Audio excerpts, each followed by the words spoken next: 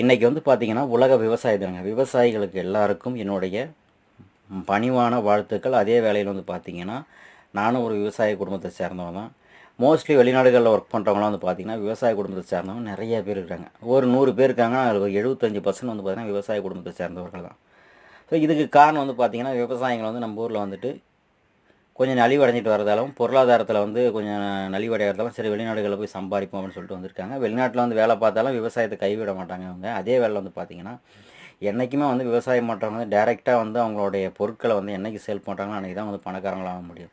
இடைத்தரகர்களை வச்சு நம்ம சேல் பண்ணும்போது நீங்கள் வருஷ கணக்கில் உழைச்சாலும் அவன் தான் கோடீஸ்வரனாவான், நீங்கள் ஏழையாக தான் இருந்துகிட்ருப்பீங்க.